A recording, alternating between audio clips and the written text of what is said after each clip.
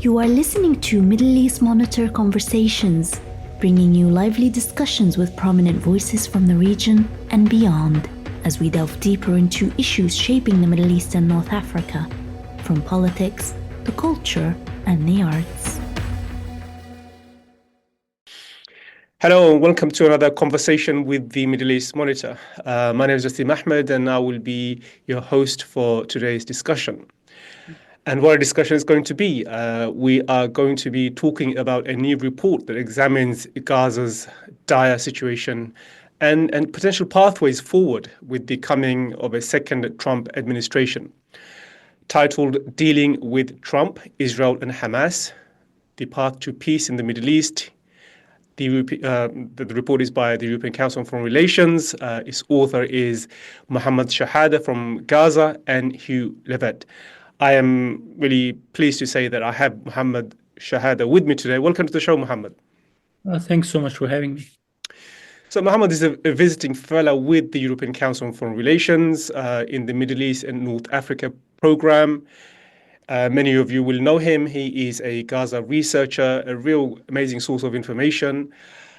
He's currently serving as the Chief of Communications and Program also at the European Mediterranean Human Rights Monitor. He's contributed to a number of outlets, including Al Jazeera, The Nation, and The New Arab. I want to kick off, Mohammed, because your report covers a lot of areas, a lot of ground, from the situation on the ground to the coming of the Trump administration, Israel's policy of ethnic cleansing in the Gaza Strip. So let's begin with just discussing the situation on the ground right now with regards to Gaza, because that is where your report kicks off. In regards to the situation right now in Gaza, there are multiple processes that Israel has unleashed on the ground. There's a process of mass starvation. What we see in northern Gaza in particular, they have not gotten any food for the last 70 days. They have to rely on rations that they have stored up from before. In Gaza City itself, the situation is not much better. In the south of Gaza as well, bakeries had to shut down. Food is very scarce. The price of a bag of wheat flour is astronomical. And the situation there is something that's never been seen in terms of the pace and the scale since the Second World War. That is something that even European top leaders have been telling us behind closed doors. At the same time, there is a process of mass extermination. It is indiscriminate, but at the same time, very discriminate. What I mean by that is that Israel targets people with enormous precision. If you look, for example, at the use of quadcopters, the quadcopter would identify a movable subject, incriminate them by distinguishing them as humans, and then shoot at first sight. But at the same time, it's indiscriminate because they are not seeking after any particular individuals. They're just shooting at whoever comes in their way. There's also a process of mass destruction. So one of the things that I tried to look at in the report was what is left in Gaza that would be salvageable on the day after to maintain any sort of rudimentary form of organized human life. And literally, there's virtually nothing left. So if you look at banks, 93% of banks have been destroyed. There are only 3 ATM machines in all of Gaza out of over 90 that were previously there before the war. Schools, hospitals, restaurants, companies, factories, cafes, mosques, churches, homes, universities. There has been this systematic wiping out of everything. You can see it more prominent or most prominent in Jabalia and in Rafah, where it's just a howling wilderness. It's a giant wasteland.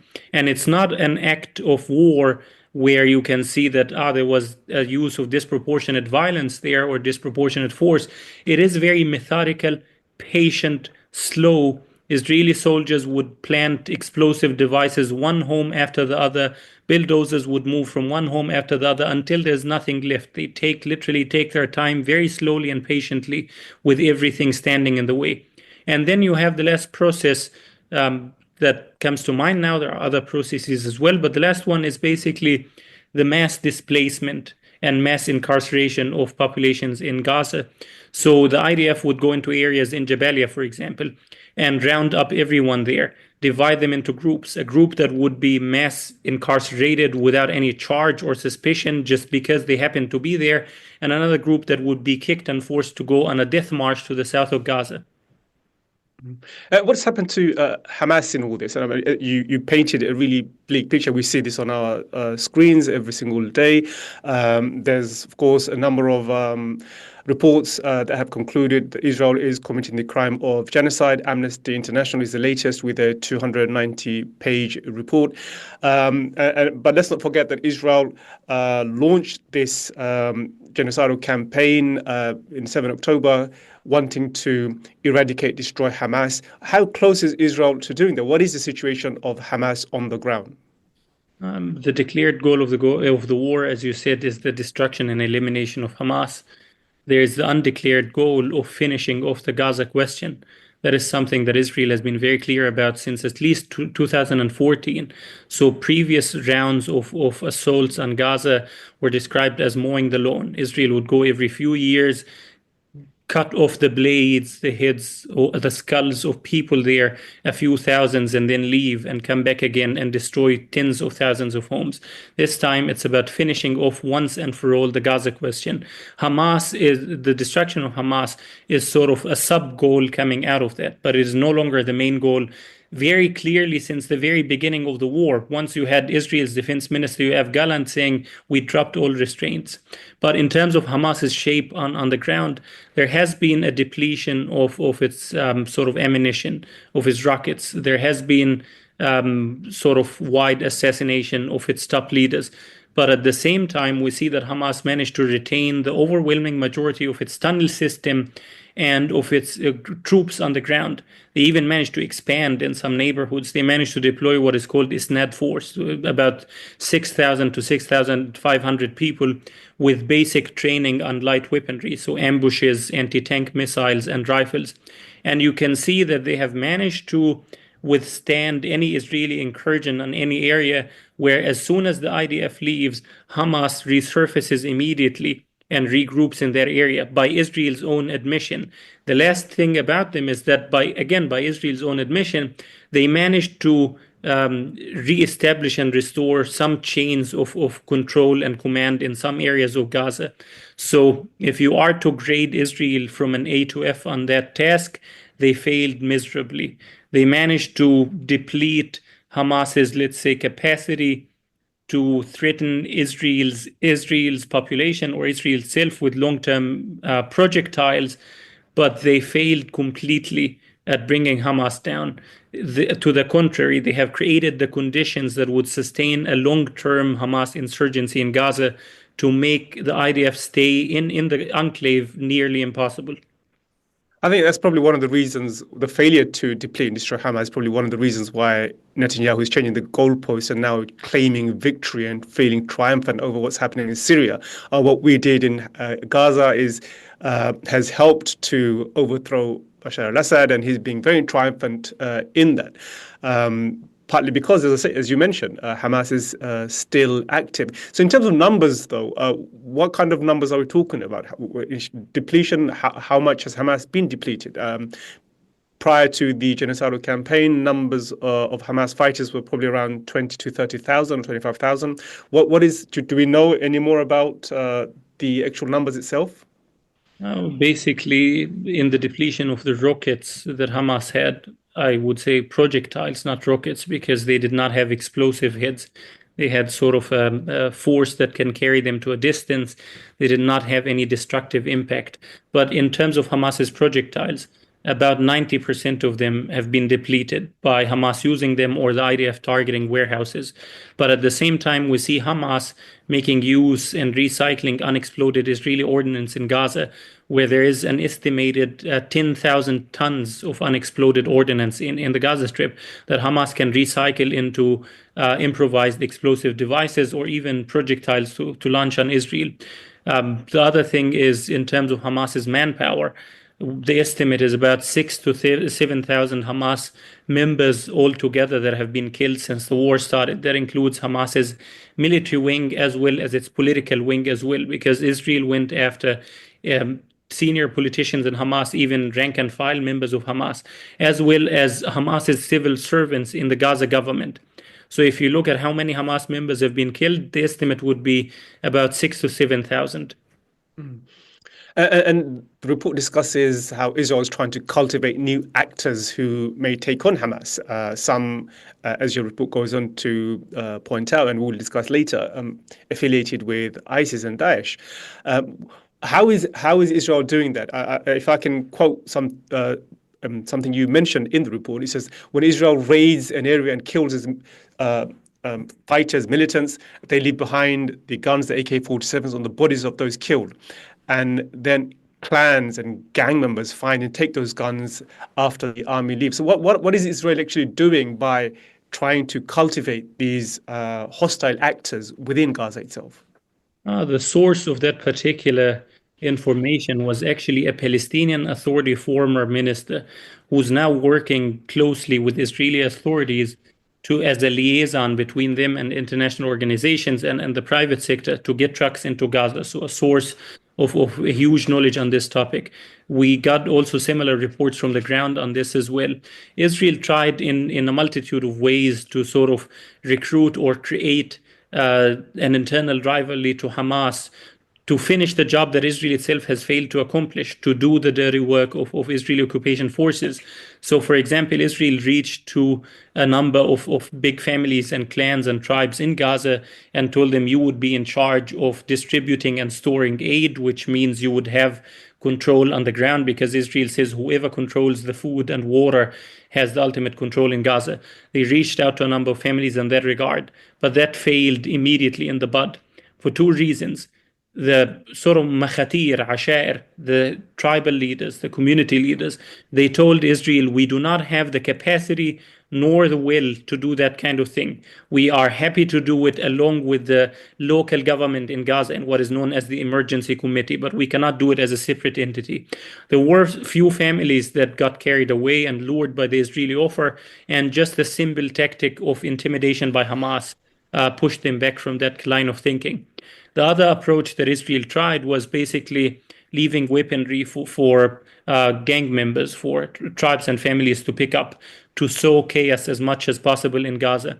There are other incidents where there is a high likelihood of Israel directly arming specific families. So, for example, if you look at Dir al-Balah, a family called Al-Agra or Qur'an, they were sort of parading around with M16 rifles, American-made M16 rifles, brand new, in broad daylight, in public, in the street, in the open, without Israel going after any of them, although the IDF was stationed about 800 meters away. At the same time, recently, I was in a conversation with the board of trustees in ANIRA, the organization that's distributing aid in Gaza. And he told me that in one of the meetings they had with COGAT, the Israeli coordinator in the territories, occupied territories, a question was raised. What would happen if someone's home is attacked by gangs and he takes out a gun or a knife to defend the home, and a drone sees that, an Israeli surveillance drone captures that incident? What happens to that individual that's defending his home from criminals? COGAT told him explicitly the drone would incriminate him as a legitimate target immediately. He would automatically be registered in the system as a legitimate target. While at the same time you have those teenagers, literally kids and teenagers, running around with M16 rifles, shooting it up in the air in broad daylight in close proximity to the IDF without anyone going after them. The last example that is the most obscene is what we see in Rafah and some areas in Khan Yunis, where you have gangs of about 200 individuals, mostly run by two well-known, notorious criminals. One of them is Abu Shabab Yasser, and the other one, Shadi Sufi, who are benefiting and operating under either passive or active IDF protection. So they set up even a military compound-like structure in Rafah, right at the road where the trucks go through.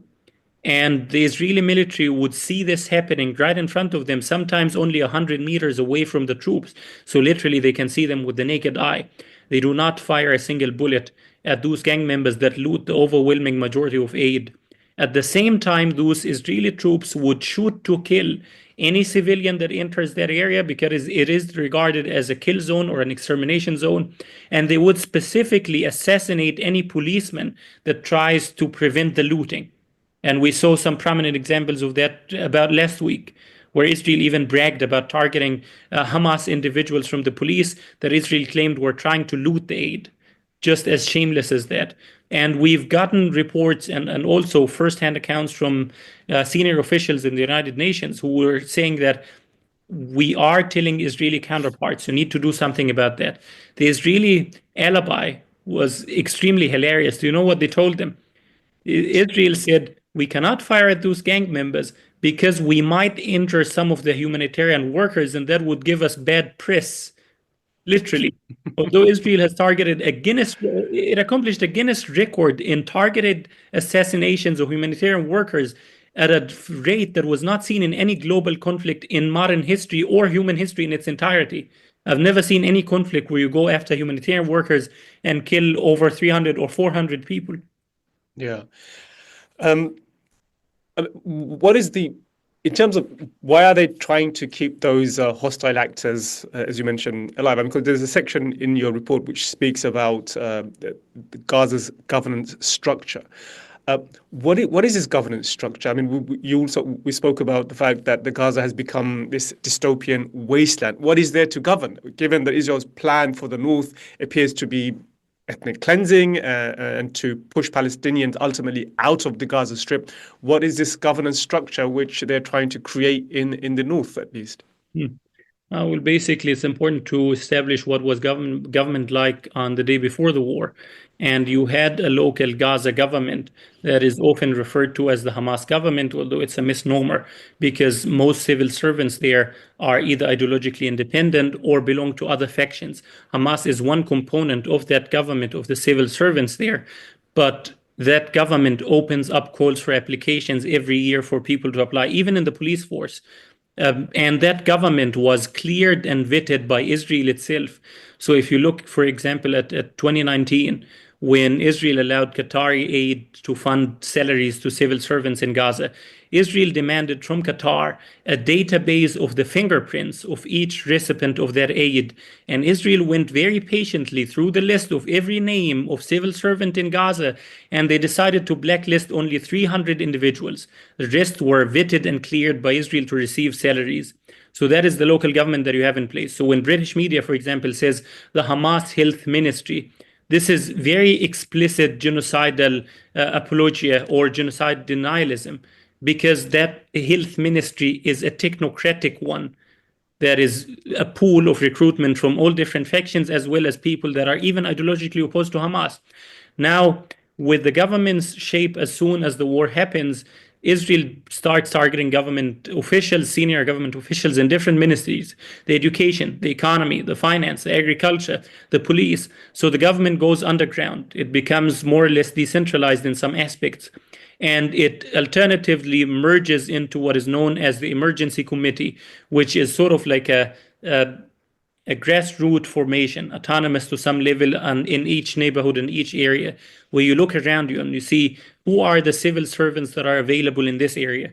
And then you form a structure together that would work on the most important issues that need to be continually managed during a genocide or a war, which is health, the economy, food, and security.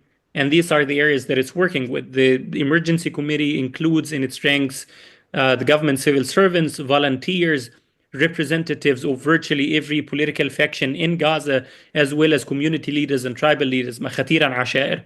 Now, Israel's idea was to create something alternative that is dystopian. It's coming out of a horror sci-fi movie. They wanted to build a gated community, what they refer to, or a humanitarian security bubble. In other words, a concentration camp in northern Gaza.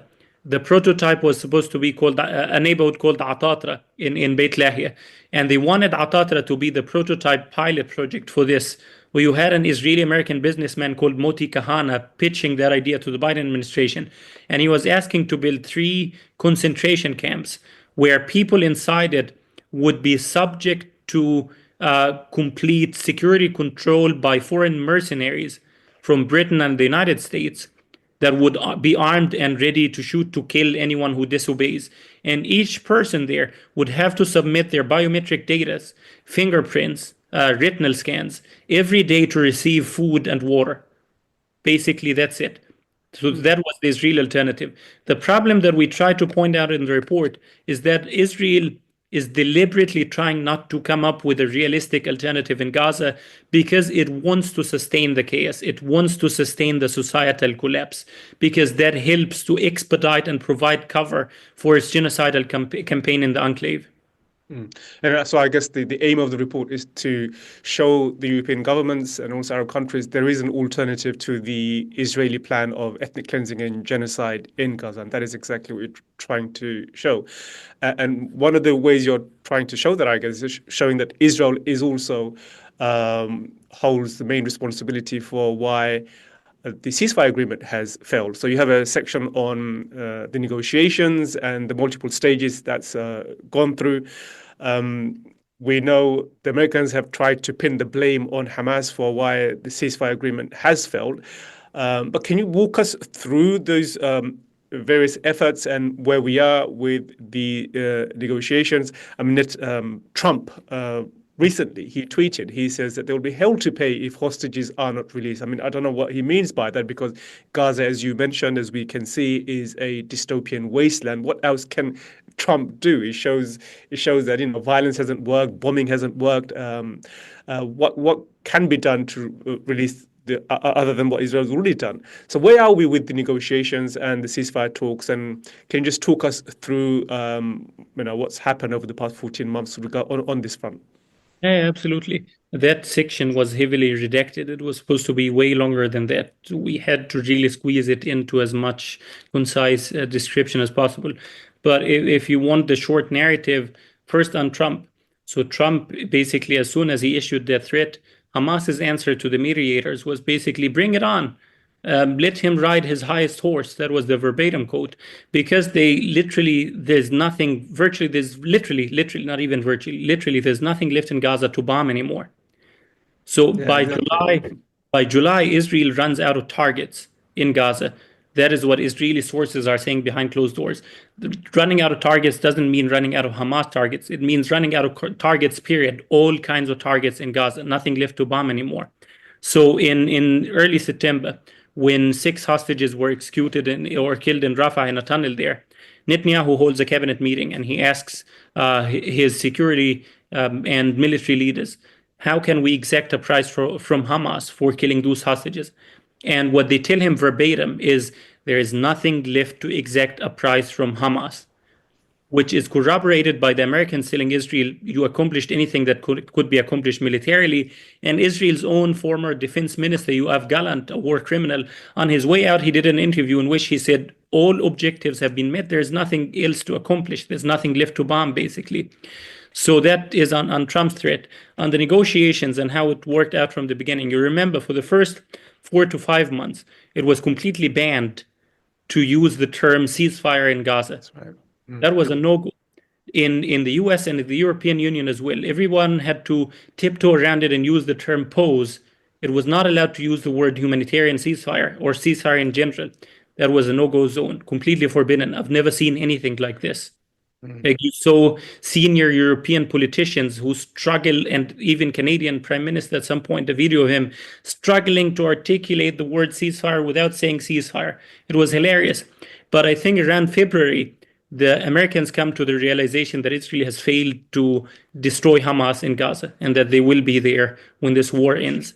By March, the articulations that you saw with the Paris meetings, the Paris summits, 2 of them, and then by April, we have a concrete proposal for a ceasefire with multiple phases, 3 phases, that then Hamas agrees to. And as soon as Hamas delivers the answer and says, we agree to that ceasefire, Netanyahu okays, green lights the invasion of Rafah. Exactly, literally at the same time. So Biden tries again, and this time with an Israeli version of that ceasefire proposal. So the Israeli team, the chief of Mossad, the Israeli chief negotiator, Nitzan Alon, I think, they come up with a formula that they think is perfect for them. And they're too afraid to offer it to Netanyahu because they know he's going to say no to it. So they give it to the Biden administration. And then Biden comes out in that public conference giving a very, very lengthy explanation, trying to charm Israeli public audiences and Israeli politicians. And he presents the Israeli proposal. And he says, this is an Israeli proposal. That's what's on the table. Hamas accepts that on July 2nd. As soon as Hamas accepts it, the mediators inform Hamas that Israel is also on board and the United States is also on board. What Netanyahu does next is basically he attempts an assassination against Muhammad Deif, the chief Qassam commander. He launches massacre after massacre in Gaza by bombing schools and dense refugee shelters. And then the assassination of Hamas's chief negotiator, Ismail Haniyeh, the leader of the movement. And then he imposes 4 conditions that the Americans and the Israeli negotiating team themselves, they say these conditions are there to sabotage the talks, to destroy it. So number 1 is the condition where Israel maintains its occupation of the Philadelphia axis. Number 2, the Netzarim corridor, which means no allowance of refugees returning to the northern half of Gaza. About 1 million people that were displaced forcibly by Israel. And then number 3, he demands that Hamas provides a full list of the hostages that are there. Although Hamas kept telling mediators, we do not have a full scope of which hostages are where in Gaza and who is alive and who's not, because the chain of command was deliberately destroyed by Israel. We need the ceasefire in order to have an overview. And then number 4, he says, I want way more living hostages in the first phase. And presenting these 4 conditions, everyone says this is going to sabotage the talks. So what the Americans decide on doing next was enormously spectacular. They go with Netanyahu's 4 conditions as they are and present it to Hamas and say, this is our new proposal. Do you take it or not? Yeah. And that's the August round of negotiations. So Hamas refuses to even go to the table at that time. They say, we had an agreement. That agreement was sort of endorsed by the UN Security Council, by Biden himself, by Israel itself. Why should we go to Netanyahu's imbecilic, moronic conditions? And the Americans decide to blame it on Hamas. But before they do that, they do this sort of fake, spectacular, theatrical performance of saying we are very close to a breakthrough. There is enormous positivity happening at this moment. And 2 reasons why they did that, according to mediators that I spoke to and negotiators as well. Number 1 is to prevent Hezbollah and Iran from retaliating against the killing of Hezbollah's senior commander at the time, the top militant there, and Ismail Haniyeh. So the Americans wanted, with this fake positivity, to tell the Iranians and Hezbollah, no, wait a little. There's a breakthrough. We're very close to a ceasefire. And number 2 was for Kamala Harris to have her DNC happening without any interruption. As soon as that is over, the US decides to engage in an unprecedented round of gaslighting and rewriting of history, where they sort of weave a narrative in which they say Hamas is the one saying no to the Biden proposal. Israel accepted every proposal on the table. That's literally their position. They think that the rest of the world lives in a parallel universe where we do not have access to media or social media, and our only source of news is Jake Sullivan's briefings in the morning. It's absolutely imbecilic, but it's even more shocking. I was recently at a meeting in Geneva, and there was an American former top diplomat there that's very close to the Biden administration, and he genuinely was saying the exact same line. There are proposals for a ceasefire on the table. Hamas is rejecting all of them. Israel accepted. The suffering in Gaza is real, but blame it on Hamas because they are refusing to entertain these offers of ceasefire. And then an Israeli person in the room who held the senior security portfolio in Israel itself formerly, he stands up and he says, this is not correct. You're rewriting history. And that was a hilarious spectacle to behold. Yeah, it was. I mean, anyone who has been following this closely knows the American position has been quite very scandalous on this. And the Israeli public know this as well, especially the families of the hostages. They know Netanyahu has not does not see the lives of the hostages as a number 1 priority. And right from the beginning, the way Israel's conducted this campaign, this was not a hostage release campaign. This was really a genocidal campaign. And it was really clear from the outset. But I want to move on. If you look at some examples, for example, the Bibas family, Kfir, Sherry, Jordan, and Ariel, I think, Hamas offered to release their bodies and the dead, Jordan, and they told the mediators that they were killed in an Israeli airstrike. Netanyahu refused. Early on, before that, Hamas offered to release 2 hostages unconditionally without any price. Netanyahu refused to the extent that Hamas said, "We're going to just drop them at the border and leave them there. You do with them whatever you want." And Netanyahu refused. The border is a kill zone, so if you drop them there, they would be killed. There were way more Israeli hostages that were killed by Israeli military fire than the army has managed to rescue from Gaza in military operations. If you look, for example, at Hamas's proposal on October 9th, they tell Israel that civilian hostages, we are willing to release all of them if you refrain from invading Gaza with a grand invasion, not ending the war, but just refrain from invading Gaza so that Hamas can manage to find them and return them to Israel. And Israel refuses. For Netanyahu, he is interested in maintaining the hostages as long as possible in Gaza to provide cover for this genocide. Yeah.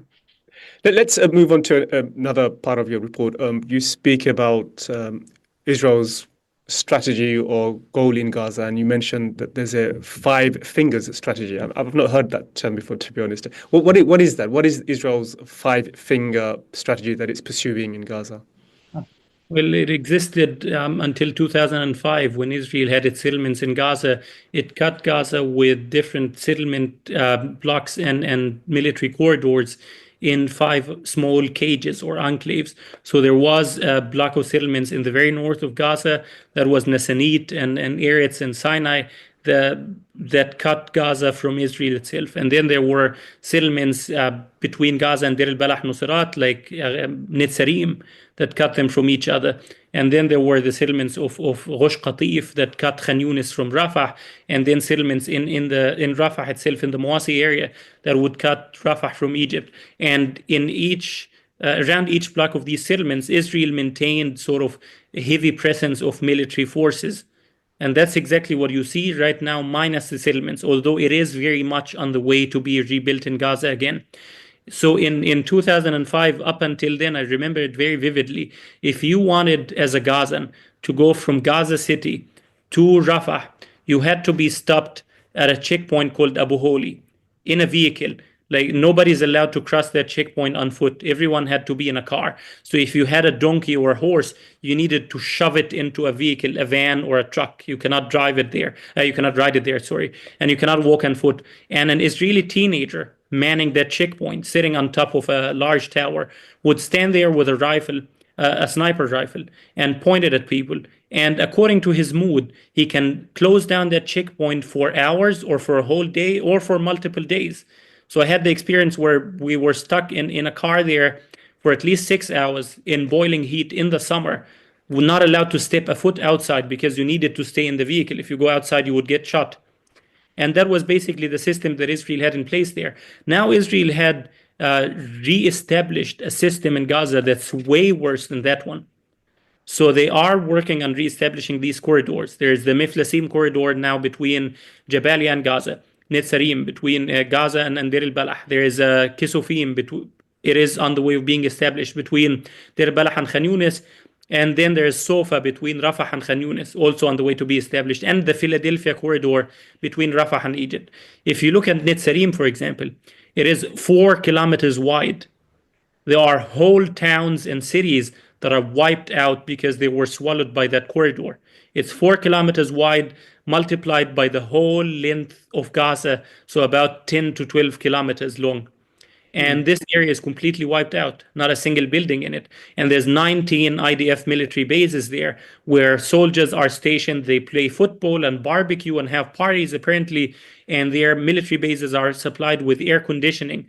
While the rest of Gaza, not just the rest of Gaza, only a few meters away, you will see piles of bodies littering the ground of people that Israel murdered, being eaten by cats and dogs and decomposing in the open, meters away from soldiers partying and barbecuing and playing football. So this is what Israel has on hand. The other dimension that is spectacular is banning people from returning to the north. That was not something that was there in 2005 or prior to that.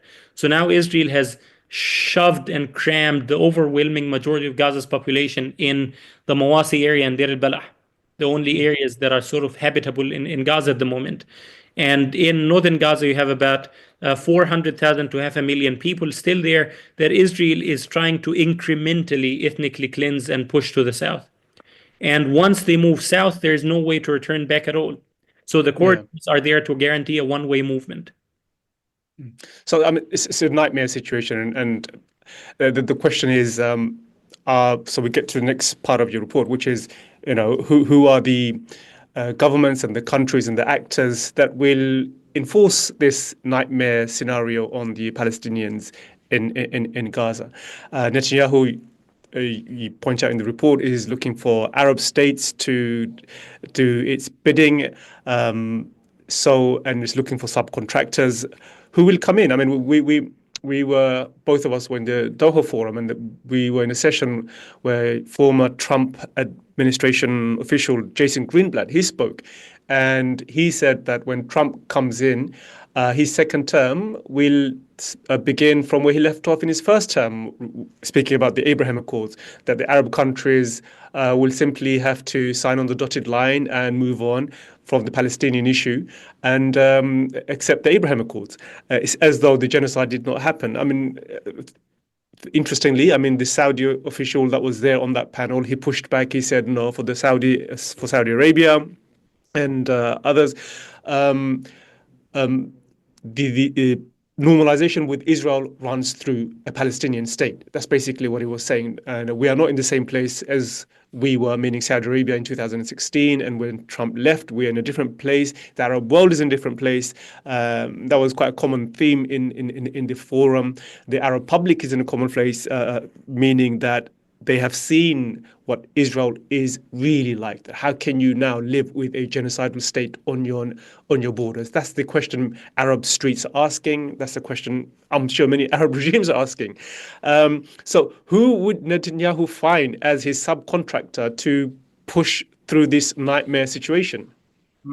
Well, there are at least 4 ideas on the table. The Israeli idea for Gaza, there are no competing visions for Gaza there at the moment, aside from one, re-establishing settlements in the Gaza Strip. Nothing else is on the table by any Israeli political party as a vision for the day after. Netanyahu keeps pushing his generals to come up with plans that the generals themselves write in the morning and then criticize in the evening in Israeli media and say these are unworkable, because he says no to UNRWA, no to Hamas, no to the Palestinian Authority, and no to Israel running Gaza itself, which means there's no other alternative. So the Israeli narrative, the Israeli vision for Gaza is reestablishing settlements, pretty much at the moment the mainstream one that is gaining more and more traction. There's an Egyptian vision, which is re-establishing or establishing a committee in Gaza that builds on the emergency committee that's still there.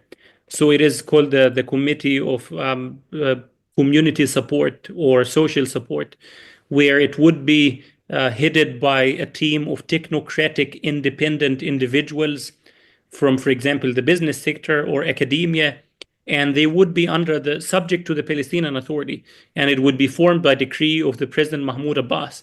But it would rely on the civil servants from the Gaza government in Gaza, as well as the PA's own civil servants that have been sort of lying dormant for close to 2 decades, and other civil servants that they can bring from the West Bank. That vision Hamas agreed to. The Europeans are sort of okay with it. The Americans are okay with it. And some sources say that Israel itself is okay with it, because this entity is not the Palestinian Authority, but is sort of under their supervision. So it accomplishes Netanyahu's vision of neither Hamas nor the PA. But the only person that is obstructing at the moment is Mahmoud Abbas, the Palestinian Authority president. And that is for 2 to 3 reasons. Number one, because that committee would have its own independent funding. So the PA will not be able to siphon off commissions. But at the same time, it is because once you establish an entity with its own independent funding, you are replacing the PA or the Palestinian Liberation Organization as the sole legitimate representative of the Palestinian people by recognition of the international community. That's how they are dealt with. So you are establishing this apolitical entity to provide services and not raise any talking points about the 2 states or 1 state or ending the occupation. And the other fear is that if that entity is established in Gaza, And Trump works on allowing Israel to collapse or weaken the PA in the West Bank and annex major chunks of the West Bank. The center of gravity would be Gaza itself, but it would not have a political entity to advocate for a Palestinian vision. It would have this technocratic apolitical entity. So there is the third vision that is on the table, which is the American one, American Israeli. They reached out to prominent Palestinian businessmen. There was a recent report about one particular businessman of those that was met with in Malta by the CIA and offered about $18 million as a payout to himself to accept running a committee in Gaza that sort of caters to Israel's occupation and become its subcontractor. And that builds on the gated community concentration camp idea. Then there is the idea, the last one, which is championed by an organization called JINSA in Washington, Jewish American organization. I forgot what it stands for, but something about security, something. And their vision is very much also being championed in a copycat of it by certain regional forces and certain countries from the Gulf region that are sort of pushing for a proposal of putting security forces on the ground in Gaza to do the work that Israel failed to accomplish. Now, there is good news and bad news. The bad news is that Trump is unlikely to exert any pressure on the Israelis. The good news is that Trump doesn't care for details. He's incapable of processing details. So if a package is presented on his table of saying, if you agree to this and this and that, that would get Saudi Arabia on board with the Abraham Accords, he might go along with it. Because at the same time, we are getting this from a lot of sources in Washington, senior diplomats, senior civil servants, and think tank researchers who are saying that Trump is this time very keen on getting a Nobel Peace Prize. You might find this a bit hilarious, but that's what they emphasize that he wants at this point. So the hope now is on a moderate Arab force. If, for example, Saudi Arabia can live up to its word and try to insert a positive, sustainable vision on Gaza in an overall package of normalization that includes in it a Palestinian state, that would have a lot of positive traction in Washington, D.C. At least there are a lot of individuals that would try to stand behind this and use it as a resisting force against the dystopian visions of Netanyahu or his allies in the region.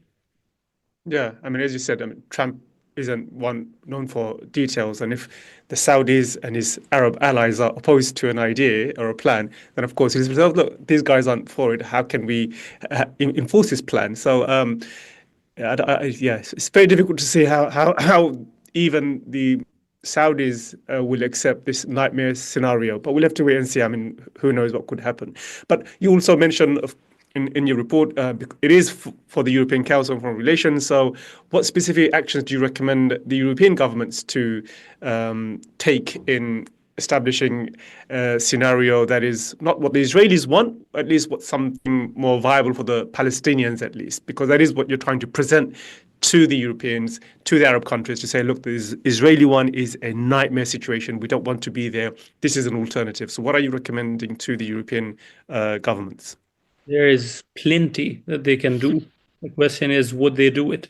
But for example, the first and most important thing is to not indulge in the Trump administration's fantasies and think that they are capable of moderating Trump's policies or talking sense to him on their own, or let's say like running along with his policies and saying, yeah, maybe it'll lead to something positive.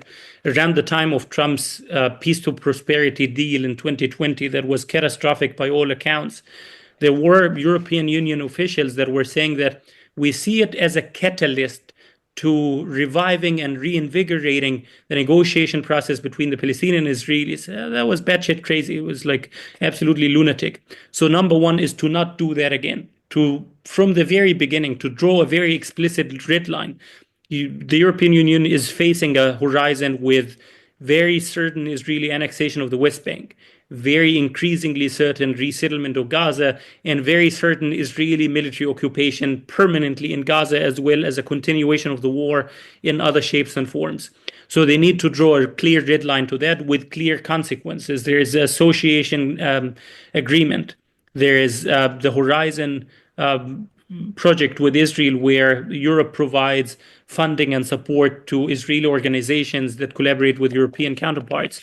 There are a lot of tools, for example, sanctions on Israeli ministers or the settlement chapters of the World Zionist Organization or Amana or the regional settlement councils in the West Bank. There are a lot of sanction tools that can be very effective in sort of paralyzing or at least impeding the colonialization project in the West Bank that's going to run rampant now.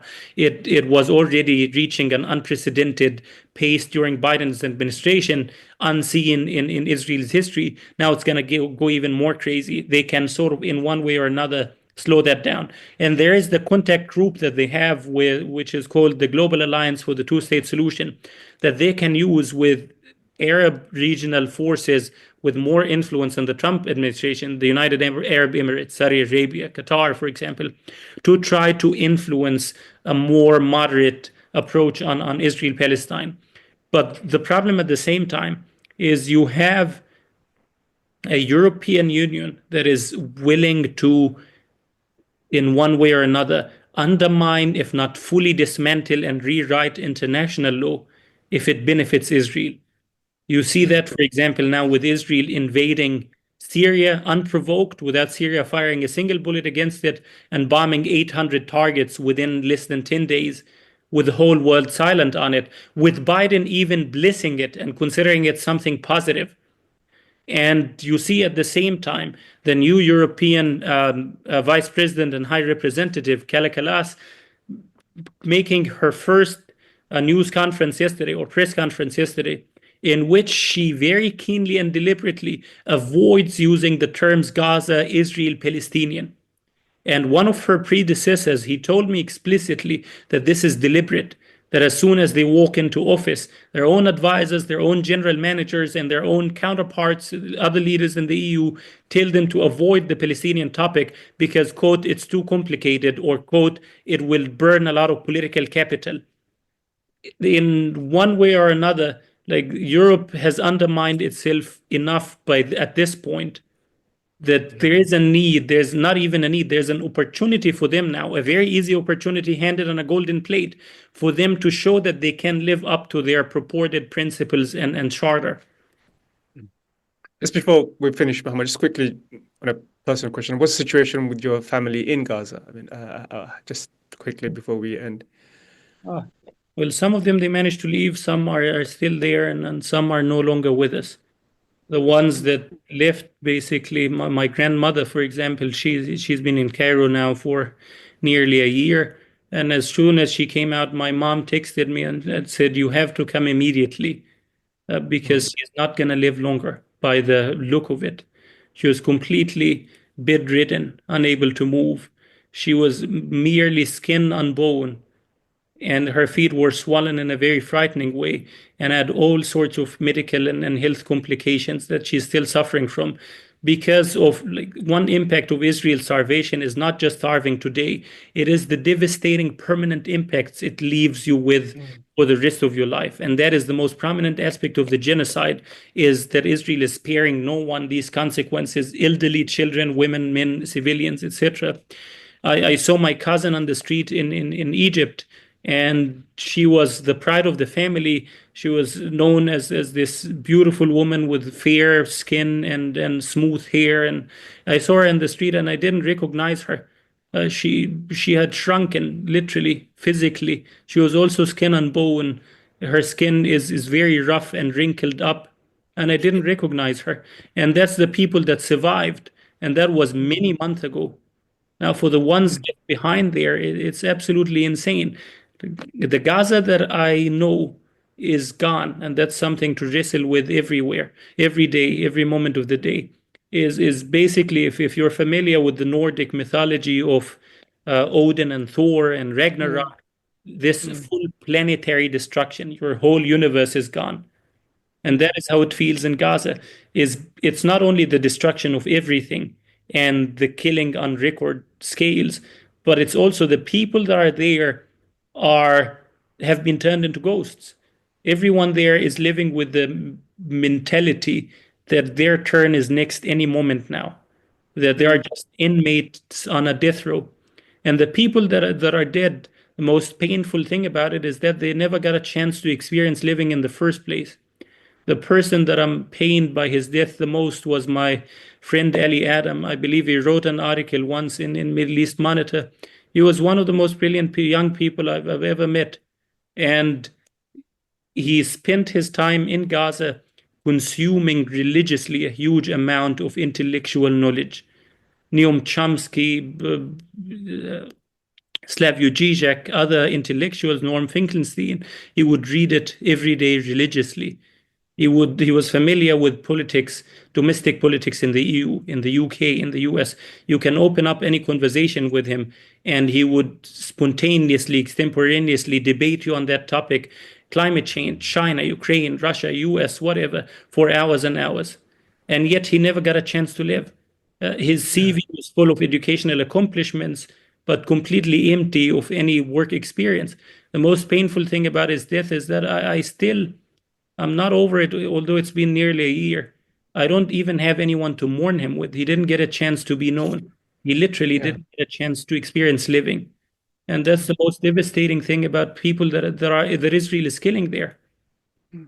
Well, heart goes out to you. My heart goes out to you, your family, and of course the Palestinians in Gaza who are being subjected to this horrific genocidal ordeal. And all we get to see is what we see on our social media posts and videos, and from the reading that we do, and the trauma that's been covered by MEMO and others.